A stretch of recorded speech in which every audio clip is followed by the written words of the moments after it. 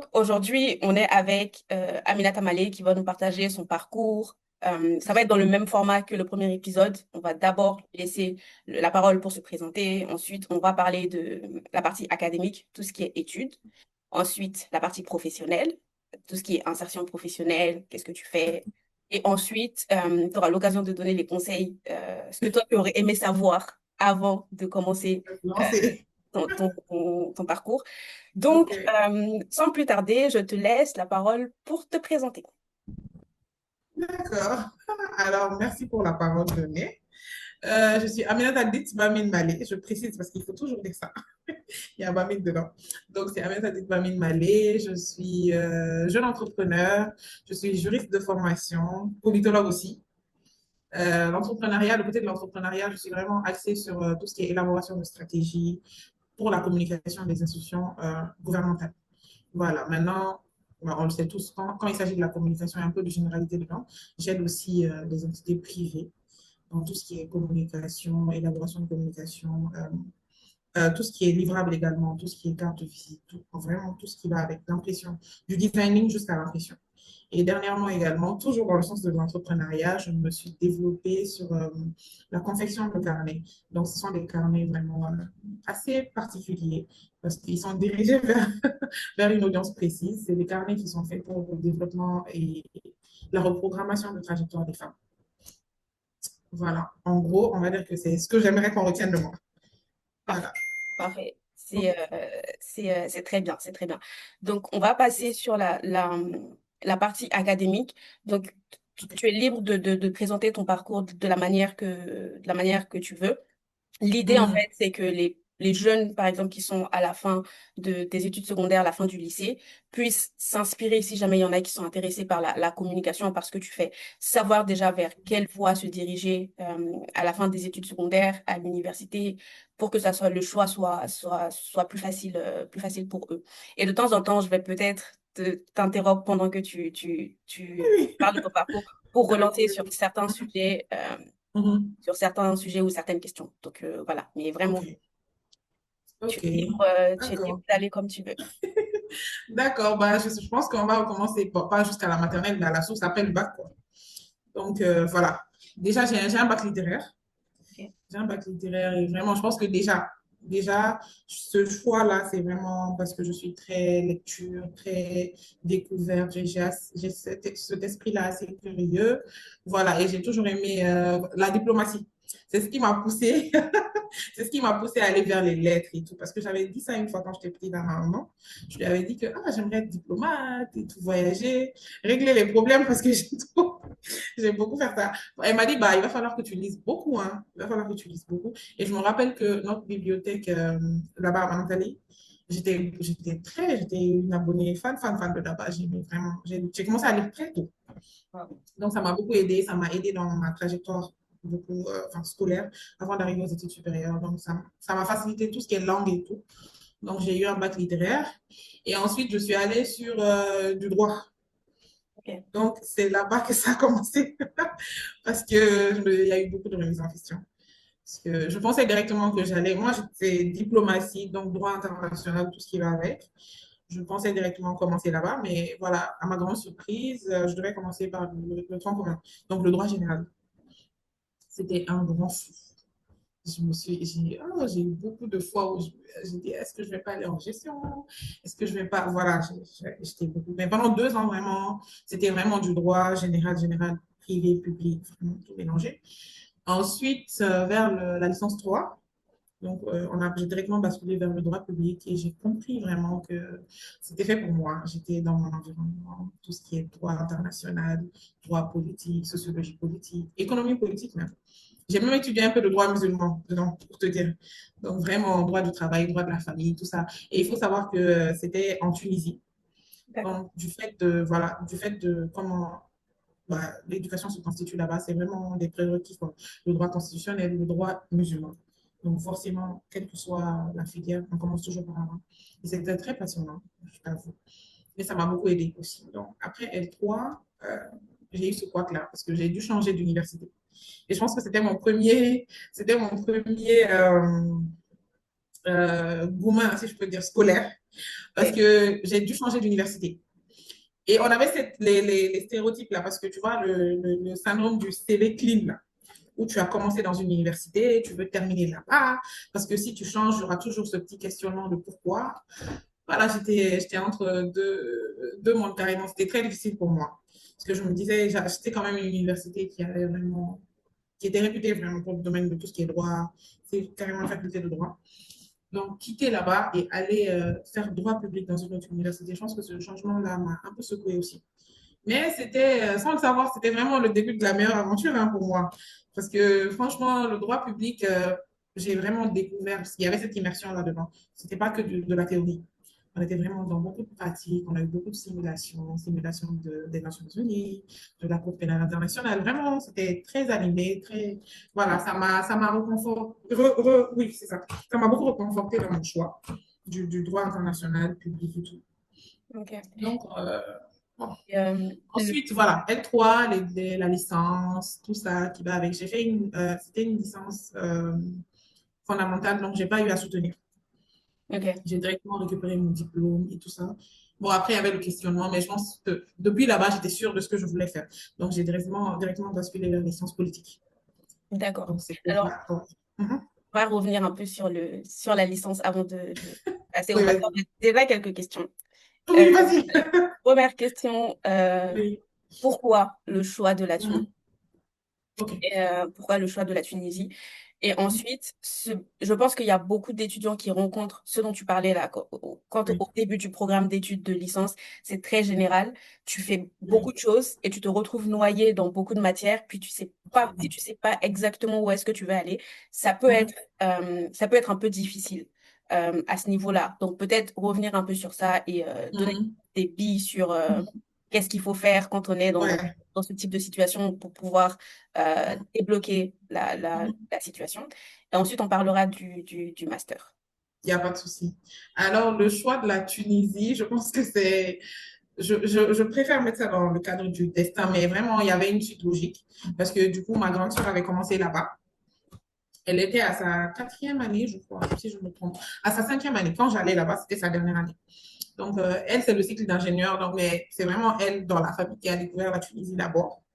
Voilà. Voilà. Donc, je pense que ça a facilité un peu par rapport à la confiance et pour rassurer les parents un peu. Parce qu'il y a ce côté-là aussi, j'étais assez jeune. J'ai eu le bac très jeune comme elle d'ailleurs, mais bon, j'ai eu la chance de l'avoir elle dans le pays qui m'accueillait. Je pense que ça a rendu ça plus rapide, sinon c'était une autre destination pour moi à la base, je t'assure. Mais la Tunisie, elle est venue en out of nowhere. Et on a dit, mais pourquoi pas, oui, en fait, tu as l'avantage que tes sœurs soient là-bas et ton intégration, même par rapport à la société, ça sera plus facile pour toi. Et un élément aussi qui est ressorti, c'est que malgré les turbulences, la Tunisie ne se déstabilise jamais concernant l'éducation. Donc, il peut y avoir vraiment pas mal de problèmes. Et ça, je peux l'attester. Pour avoir été là-bas pendant 5 ans, quelle que soit la situation, sauf si c'est des problèmes météorologiques, sinon, il y a des études. Il n'y a rien qui empêche ça. Ça, c'est vraiment leur particularité. Et on va dire que c'est un peu ça. Et par rapport au changement aussi, à l'université, je pense que oui, c'est difficile. Par rapport au tronc commun, comme tu disais, la généralité, je pense que le plus grand problème, c'est la transition du style d'études au lycée et à l'université. Parce que malheureusement, en fait, au Mali, on a, bon, je parle pour le cas du Mali hein, surtout, on a vraiment, c'est très différent, c'est un peu trop différent même le lycée. Il n'y a pas cette, à part les exposés par exemple, ce que j'allais dire, une chose qui m'a beaucoup fatiguée là-bas durant les études, c'est que c'est ce suivi-là, c'est-à-dire pendant les études supérieures, c'est vraiment très, très scientifique. On vous aborde des notions, des thèmes, et tu développes en fait les notions tout seul. Maintenant, cette logique ou cette aptitude à aller vers l'information, on ne la développe pas assez ici. Donc, c'était difficile, c'était très difficile. Comment faire les recherches, voilà, comment déceler les bonnes informations des fausses, comment pouvoir bien agencer, parce que c'est sûr, il y a un ordre à suivre. Voilà, ça, c'était compliqué, c'était vraiment compliqué. Et le style qui te responsabilise, c'est-à-dire, avant, vraiment, c'était au lycée, par exemple, le professeur, il a le programme, il le suit. Voilà, il fait les évaluations qui vont avec. Et on s'en suit l'année, en fait. Mais là déjà, c'est deux grands examens. quelques petits devoirs par-ci par-là. Mais en gros, ton année, c'est toi qui la gères. Et ça, c'était vraiment compliqué. C'était très, très compliqué. Déjà, vraiment, les premiers mois étaient très difficiles pour moi. Mais voilà, j'ai su m'adapter. Ouais. Ça me fait sourire parce que Oui, je suis sûre que t'as pas encore vu le premier épisode de ce podcast, mais en fait, oui. la première personne que j'ai eue dans le cadre du podcast me disait exactement la même chose. Il me Ah disait, bon? quand je suis arrivée au Canada, les Canadiens étaient très autonomes dans comment aller chercher l'information, comment faire des recherches. Moi, j'avais pas connu ça quand j'étais au Mali, donc ça me fait Au sourire Mali. parce que ça veut dire que c'est pertinent. Ça revient déjà deux Et fois. ça revient, oui. Et ça, c'est pour, regarde, je suis sûre, et c'est pour vraiment les personnes qui sont un peu plus pointues, parce que je t'ai dit que j'étais quand même très curieuse. Je lisais et par rapport à l'Internet aussi, Google et tout, je faisais des recherches, mais vraiment aller rechercher sur ce qu'on me donne comme sujet à l'école, vraiment approfondir, essayer de comprendre moi-même, avoir l'intervention du professeur, c'était pas évident. C'était pas du tout évident. Et c'était le premier changement qui m'a beaucoup secouée. Mais aujourd'hui, j'en suis très fière parce que j'ai appris sur le temps, on va dire. C'est pas évident, mais voilà. Très bien, très bien. Donc licence, fin de licence, changement d'université. Donc là, tu commences vraiment à faire les études qui t'intéressent. Donc comment ça se passe à ce moment-là? Oui, bon, je pense que ce qui m'a fait tenir, c'est parce que j'aimais hein, ce que je faisais. C'est le point culminant de tout. J'aimais parce que, pour la petite anecdote, du coup, j'avais mon premier jour d'école. La première fois que j'étais dans l'université, donc je rentre dans l'enceinte comme ça, je rencontre une amie qui est aujourd'hui une amie très chère à moi. Elle vient du Niger. Et on se dit, en fait, on est tous dans le même L1, tu vois, droit général. Et au bout de 2 semaines comme ça, elle a dû changer de filière. Elle m'a dit, tu sais quoi? Elle m'a dit, tu sais quoi? Bon, je peux pas. Franchement, je pensais que ça allait être du direct, en fait, droit public, mais je ne me retrouve pas. Et franchement, c'est généralisé, mais j'aime pas tout ce que je suis en train de faire. Donc, je préfère aller vers, donc, elle s'est redirigée vers la gestion. Mais voilà. Donc, moi, je suis restée vraiment parce que j'aimais le truc. Et je pense que justement, elle a été redirigée parce elle avait des points spécifiques en tête. Voilà, on a étudié. Donc, je pense que c'est le premier point, c'est d'aimer ce qu'on fait. Ce sont les études, c'est pas facile de base, mais si on aime, c'est supportable. Et ensuite, je pense qu'il y a l'entourage aussi. Il y a l'entourage aussi. C'est que très rapidement, il y avait cette communauté subsaharienne, enfin, c'est quelques subsahariens qui étaient dans ma classe. On n'était pas du tout nombreux donc qui aimait aussi, on va dire à la même échelle, ce qu'on faisait. Ça m'a beaucoup aidé. Déjà, l'intégration, ensuite nos séances de révision, nos séances de... Franchement, on se faisait passer pour les professeurs là-bas. Ça m'a beaucoup aidé. Ça m'a énormément aidé. Ouais, C'est important. Bien ouais, s'entourer, c'est important. c'est très important. Je pense que le fait aussi d'aimer ce que tu fais, de savoir que c'est ça que je veux faire et pas autre chose, même si au début c'est général, oui, en fait, ça te permet finalement d'aller au bout. Euh, et ça, c'est très bien. Je me rappelle juste d'une chose. Au début, tu as dit que tu as fait une licence fondamentale en Tunisie, donc tu n'as pas eu besoin de soutenir. De Euh, soutenir. donc, il y a je pense que la licence fondamentale, c'est peut-être ce qui s'apparente le plus à la licence générale. Mhm, Dans les autres pays, peut-être. mhm. Et après, il y a une licence professionnelle, c'est ça? Professionnel, spécialisé, ils appellent, je pense. Eux, ils appellent ça. Fondamental et spécialisé. Je pense que la différence, c'est ça. Parce que j'ai vu, du coup, on a le choix sur la licence, mais si on avance, tu vas comprendre. Sur le master, c'est différent. Quelle que soit la trajectoire, tu vas quand même soutenir, quoi. D'accord. Mais le fait que j'ai pris fondamental, vraiment, c'est ce qui a fait que j'ai pas pu, parce que j'ai eu des collègues qui, en L3, ont soutenu parce qu'ils étaient en spécial, quoi. D'accord. OK. Ouais, ils sont en spécial. Moi, je me rappelle qu'il y avait un peu ce système-là quand j'étais en France, mais c'était différent de la mesure où ceux qui faisaient la licence générale, c'était pour poursuivre en master après. Et donc, Oui, ceux qui faisaient une licence professionnelle, c'était vraiment destiné à intégrer le marché de l'emploi juste après. Donc, c'était directement. vraiment plus structuré. Eux, ils faisaient de vraies mémoires Oui. de soutenance. Donc, oui. OK. Ouais, donc oui, je pense que c'est la même suite logique, je pense, ouais. C'est ça, c'est spécial, général, approfondi, c'est les mêmes trucs, c'est les algorithmes qui changent. OK. OK, parfait. Donc, je te laisse poursuivre le Mhm. récit du Sur le, master. sur le master SOFA, master, c'était ma meilleure année. Franchement, c'est l'année où je me suis sentie. moins stressée pendant les études parce que je me sentais vraiment dans, dans mon milieu, quoi. Déjà, comme je l'ai dit, master, et le bon côté, je suis restée du coup sur la même université. Je n'ai pas voulu changer. Mais je me suis rassurée du fait qu'ils aient vraiment la crème de la crème, comme on dit, en matière de professeurs, parce que c'était très important pour moi, quand même, quitter mon pays, venir. Ça me faisait déjà quoi, 3 ans là-bas, et je continuais sur 2 ans de plus. Voilà, m'assurer que je rentre avec le nécessaire, quoi.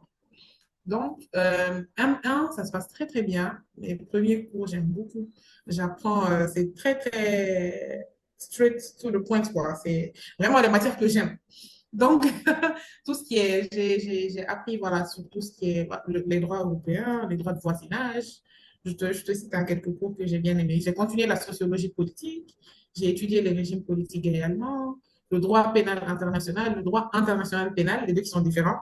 Voilà, j'ai bien la méthodologie de recherche. Ça c'est une matière qui m'a vraiment bien beaucoup marqué et qui m'aide beaucoup au quotidien aujourd'hui. Parce que c'est pas seulement les recherches scientifiques, c'est même des recherches socialement parlant. C'est l'éthique du comportement, la criminologie, beaucoup de beaux, oui. Et j'ai étudié aussi le droit de la mer. Ça aussi. C'est C'était passionnant, trop dis donc. bien. Je pense que oui. Et je pense que je comprends vraiment avec beaucoup de recul pourquoi c'est tellement important, autant dans les affaires, dans la politique, la mer. En fait, tout ce qui a trait.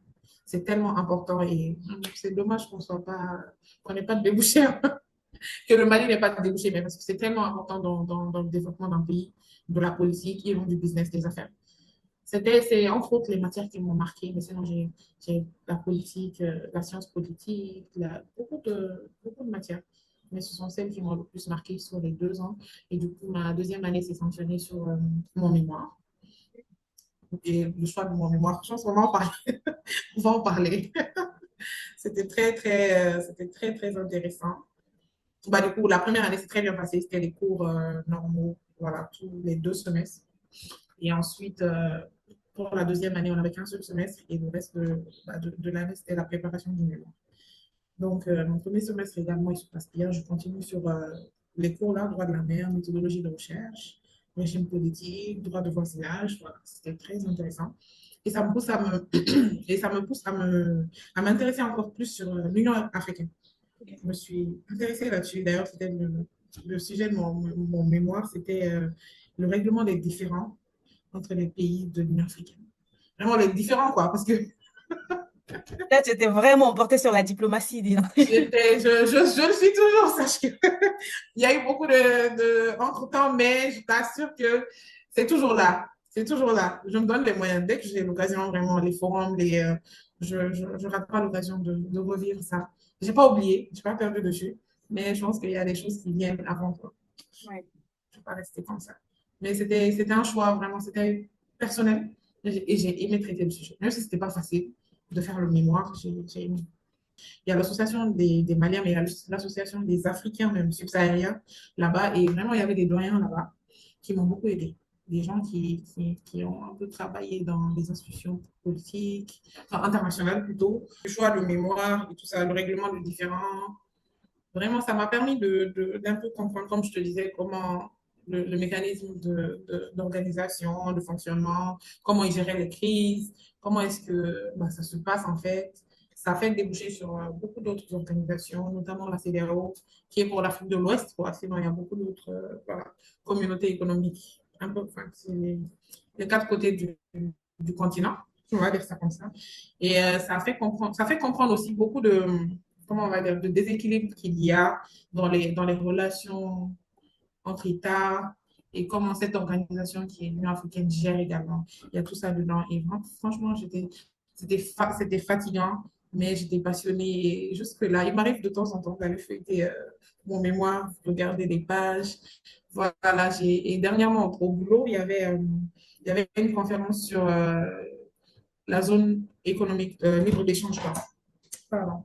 La ZLECAf, j'avais déjà étudié ça depuis 5 ans, quoi. Donc, c'était comme un grand exercice pour moi, voir les financiers, les gestionnaires, les comptables parler de ça. C'était très passionnant et franchement, ça m'a aidé. Donc, c'était l'un des bons côtés dedans. À part le truc du Covid où j'étais un peu triste aussi parce que Bah, du coup, pour les soutenances, tout ça, les parents ont l'habitude de venir et tout ça. Mais à cause de la situation, voilà, de pandémie, j'ai dû faire présenter mon mémoire en huis clos. Ça m'a un peu attristée. J'étais juste là avec les membres du jury. Voilà, et mes parents n'ont pas du coup pu faire le voyage même parce qu'il y avait, tu vois, il y avait des zones rouges, zones vertes et tout ça. Bah, le Mali faisait partie de la zone rouge de la Tunisie. Donc, il n'y avait pas de voyage au Tunis, tout ça. Donc, ça m'a un peu attristé. Mais voilà, c'était pas mal. C'était bien. Et on va dire quoi? Septembre, octobre, comme ça, il y a eu la remise du diplôme parce qu'en octobre, déjà, tu te rappelles, tout ce qui était Covid, les gens avaient recommencé à avoir une vie normale. Donc, on a eu droit quand même à une belle cérémonie de fin d'études. Ça aussi, ça m'a un peu réconforté. Même si les parents ne pouvaient toujours pas voyager, mais ça m'a un peu réconforté et ça m'a vraiment fait du bien d'avoir soldé mes études comme ça. Je faisais partie des majors de promo également. C'était trop bien. Oh. Merci. C'était bien, franchement, ma cérémonie de clôture. Si je dois faire en fait un bilan global, le début et la fin, franchement, ça s'est très bien soldé parce que mes premiers jours dans cette salle de droit et tout, on avait commencé en plus, le premier cours, c'était droit constitutionnel, le droit constitutionnel tunisien. Je me rappelle ce premier jour-là jusqu'à voilà, ce dernier jour, dans cette cérémonie-là où on mettait mon diplôme, tout ça. C'était bien. Ça s'est bien soldé, franchement. Félicitations, bah, félicitations Merci beaucoup. pour ce beau parcours. C'est Merci pas beaucoup. évident d'étudier à l'étranger, Mhm. d'étudier loin de la famille, de soutenir Oui, loin de la famille, c'est vraiment pas facile. Donc félicitations pour ça. Et je pense que merci beaucoup. la passion intervient beaucoup aussi dans ça, le fait de pouvoir Mhm. dépasser tout ça. C'est, comme tu Mhm. disais au début, la clé, c'est de vraiment aimer ce que tu fais. Et on le ressent dans ce que tu dis. Trop Ah bien. bon, hein? Ouais, on le ressent. On le, on le Ok, ressent. c'est bien. Euh, Ok.